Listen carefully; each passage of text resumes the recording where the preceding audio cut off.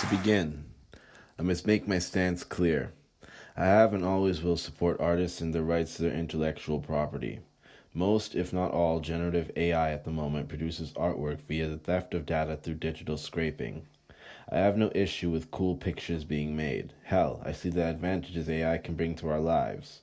My issue is with the peasant parasite prompters who pretend they're actual artists. The losers who can't accept that they can't get into a club where merit is the price of entry. A new age salon of rejects that make excuses for their incompetence through outright theft. Welcome to episode 2 of our grand show. I'm the artist known as Apple. As you may be able to see, our little show has had quite the reasonable budget increase. I'm proud to say that I am the artist responsible for this entire production. Now, for those of you who are fans of AI Gen art, I'm not boasting at all about how long I took to draw this by hand myself when I know it could have all been done cheaper and better by AI.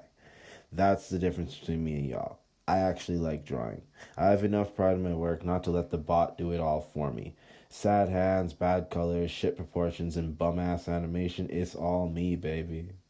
I do this out of love, and that alone assures me that I'll never quit. Part 1. Digital is dead. To my fellow artists, I've heard some of you crying about this on different platforms. Excuse my clickbait title. A man is trying to make a little money out here. But this is what it is as I see it. Convince me I'm wrong.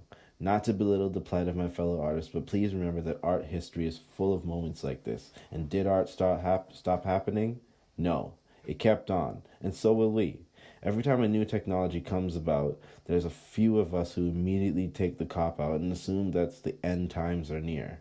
When photography was invented, painters were lamenting over it. Aspiring artists threw their paints and palettes away, but the few who remained would go on to change art forever. Flash forward and you have people who paint photorealism so real it's more beautiful than real life, and photographers taking photos so surreal you can't believe it's real life.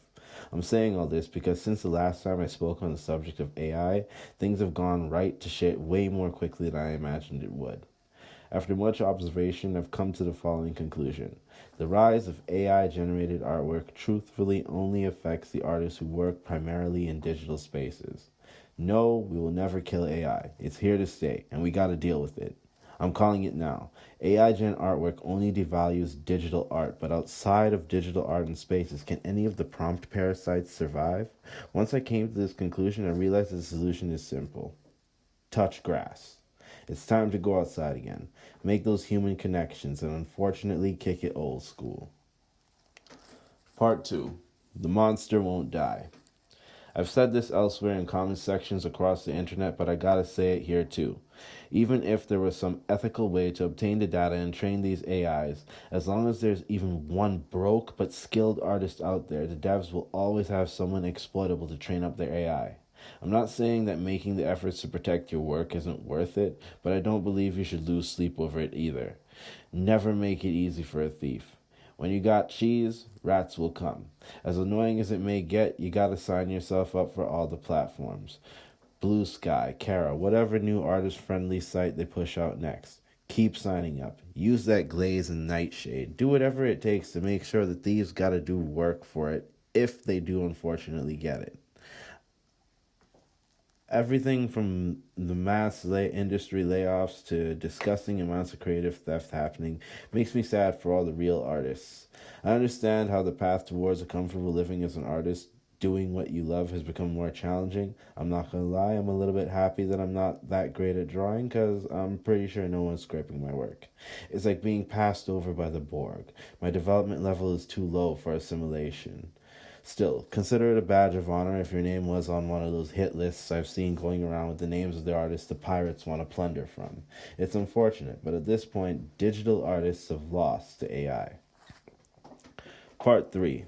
Calm the Peasant Revolt. So, I've seen some of the prompt parasites claiming that most artists are elitists and ableists for not accepting AI gen art and prompters as artists. They're like the Monstars in Space Jam 1. They want all the love and respect for skills that aren't theirs. To my fellow creatives, I say let them rot. Let these who wish to devalue digital art keep doing so, because eventually they'll starve themselves. It hurts, I know. Losing the extra revenue is like losing a very profitable territory, but now it's time for the truly skilled creative to shine in real life spaces. As more of the prompt parasites infest the market and more original creators find new ways to protect their data, the value of the work they produce will go down. So, yes, this loss of the digital space as a fountain of fortune is a hard hit, but in order to get through it, we're going to have to become a little more detached from the work we publish online. This is both a blessing and a curse. It's a blessing in the fact that we don't need to agonize so much over the quality of the work we publish online. If it's too perfect, then people will accuse you of using AI to make it. If it's flawed or broken in any way, then the parasites will cheer for you to use AI. Why bother worry yourselves about it being perfect? You shouldn't bother feeding the algo your best work because it only speeds up the progress that these generators learn at. You also can't stop posting work online because most of us are independent businesses that need the consistent promotion in order to reach and build a fan and client base. My solution? Might as well feed it my trash. The conclusion. When I was in school, way back in elementary, I remember asking one of my teachers why I needed to learn how to draw and paint traditionally or practice realism in my drawing. Now, now that I've seen people more skilled than me out of work, I can hear my old teachers laughing at me for not keeping up my practice. I realize that those traditional skills may come in handy soon.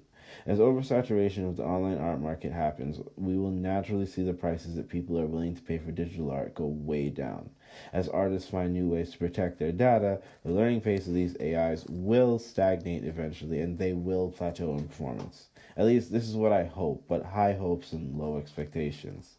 Those of us with the actual skills and resources to do so should probably start taking the time to get up and go out. Show the world a real human and show that you're the one doing the work. Fairs, flea markets, events, shows, busking, consignment shops. It's time to make a comeback to these spaces. Places where you can reach out and find the ones who want to support real artists and not the algorithm. As far as those of us who lack the ability and resources to do this, don't worry, I'll be coming back soon with a crash business course for new age artists looking to make some new dollars. Anyways, thank you for your time. If you made it this far, then your patience is greatly appreciated. Y'all know that what I'm supposed to say here about following me on all available platforms.